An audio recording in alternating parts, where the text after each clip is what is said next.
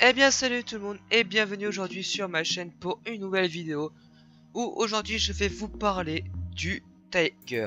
Donc le fameux char allemand qui a été déployé pendant la Seconde Guerre mondiale. Donc son nom complet, il est tellement chaud à dire que je sais pas vraiment si je vais arriver à le dire. Donc son nom complet c'est Panzerkampfwagen 6 Tiger. Oh ça va, je me suis pas trop mal débrouillé. Je vous mettrai bien sûr le nom dans la vidéo puisqu'il est vraiment extrêmement compliqué Et je vous mettrai ainsi toutes les musiques en description, parce que j'ai donc décidé d'utiliser des musiques. Et voilà. Son développement a commencé en 1937 et il apparaît pour la première fois le 29 août 1942 sur le front, soit 5 ans après. Il apparaît donc près de Leningrad. Il est alors le char techniquement le plus avancé et le mieux protégé. C'est aussi le char le plus puissant des forces de l'Axe. Il affiche une mobilité limitée mais exceptionnelle comparée aux autres chars. En plus il fait près de 2 fois le poids de ses prédécesseurs. Au début les chars américains font des alliés quoi. Ils ont vraiment eu du mal à les ouvrir parce qu'ils étaient tellement blindés. Même si le char en lui-même n'avait pas un blindage incliné en fait, ils n'avaient pas cette pénétration. Mais il y a quand même eu quelques chars qui ont réussi à le trouver. Voilà. Le char a donc été développé par les firmes Henschel et Porsche à partir de 1940 parce qu'ils cherchaient un char mieux protégé que le Panzerkampfwagen 4, notamment avec les projets VK3601 dont Albert Speer testera le prototype Henschel lui-même. Ce n'est qu'en mai 1941 que Hitler demanda à ses firmes de concevoir un char lourd pour l'été 1942 avec pour nom de code Tiger Programme. Donc voilà pourquoi il sera nommé Tigre en fait. Donc le nouveau char devait peser 45 tonnes, d'où le nom VK4501, et être armé d'un dérivé du fameux 8.8 Flak qui a fait ses preuves de sa redoutable capacité anti-char, non seulement en Afrique du Nord, mais aussi dans les campagnes précédentes. Il est également spécifié que le char doit être capable d'encaisser de face les coups d'une pièce aux capacités semblables à plus de 1500 mètres. 1500 mètres, je sais pas si vous êtes au courant, mais c'est énorme. C'est pas un terrain de football, soyons clairs. Il doit donc proposer un blindage de 100 mm et le char doit également pouvoir se déplacer à 40 km/h. Les deux firmes construisent chacun un prototype de caisse. Le 19 et 20 avril 1942, les deux prototypes sont confrontés, notamment devant Hitler. Le prototype Porsche VK4501P, ambitieux sur le plan technique, s'avère plus rapide mais moins mobile que le Henschel VK4501H, lequel se montre aussi plus fiable lors de tests ultérieurs et remporte le contrat. On sera compris P pour Porsche et H pour Henschel. Donc la tourelle doit accueillir le 8.8 cm KWK36 et quant à elle conçue par Krupp. Néanmoins l'engin proposé par Henschel une fois équipé de la tourelle pèse une dizaine de tonnes de plus. Le char Tiger coûtait environ 300 000 Reichsmark tout équipé, mais non équipé coûtait 250 800 Reichsmark. Mais avec le manque de matériaux de qualité et de matériaux stratégiques, ainsi que de main d'œuvre de qualité, le prix a vite flambé. Et à la fin, pour un Tiger produit, on pouvait produire 2 ou 3 Panzer 4. Donc finalement, on sait pas trop si c'était si rentable que ça et il valait si le coup que ça en fait. Mais bon. Le char est longtemps resté sans ennemis jusqu'à l'apparition des T-34-85, des U-85, des KV-85, des U-100, IS-1 et IS-2 aussi pour les Russes, mais du côté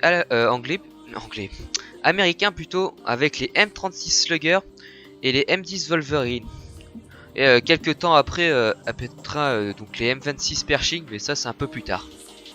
En ce qui concerne l'armement du char, il avait un canon Flak KWK36 L56 de 92 obus, 2 à 3 mitrailleuses MG34 de 7,92 mm, 4800 cartouches, des lanceurs de grenades, mines fumigènes ou mortiers. Les premiers Tigres sont envoyés sur ordre d'Hitler sur le front de Leningrad au sein de la Schwerpanzer Abteilung 502. Je vous l'écrirai parce qu'encore une fois c'est assez galère. Leur début voit les immenses espoirs portés en eux momentanément déçus. Manque de préparation des équipages et des chars et utilisation sur un terrain peu favorable explique cette première déconvenue. Durant la bataille de Normandie, un bataillon de 45 tigs fut entièrement perdu, les chars étant détruits ou abandonnés par les équipages à la suite notamment des attaques aériennes des alliés, des pannes d'essence ou des problèmes mécaniques. L'une des figures légendaires reste le SS Obstinfort. Voilà, hein, le nom encore une fois. Capitaine Michael Whitman, Michael plutôt, qui en 2 ans avait détruit pas moins de 138 chars et canons d'assaut alliés, dont 117 arrivés en Normandie. Beaucoup moins connu, Kurt Knipsel aurait eu 168 victoires. Cependant, ces chiffres issus de la propagande de l'appareil nazi sont à prendre avec beaucoup de recul. La propagande russe ou allemande à l'époque ayant pris l'habitude de créer de tels modèles héroïques, ceux-ci ont ensuite été réutilisés dans l'après-guerre, à des fins de propagande anti-soviétique et ne sont ni vérifiés ni vérifiables. Bon, en gros, c'est ce qu'ils disent, mais on n'est pas sûr du tout que ça soit la vérité, quoi. Reste aujourd'hui quelques rescapés, notamment à Vimoutier, au musée des blindés de Saumur, au musée des blindés de Bovington aussi, ainsi qu'au musée allemand des blindés de Münster, au musée des blindés de Kobinka en Russie, au National Armor and Cavalry Museum de Fort Benning en Géorgie aux États-Unis, au Muséum militaire historique de Lenino-Snegiri en Russie encore une fois, au bord du lac Balaton dans la région de Tapolca en Hongrie.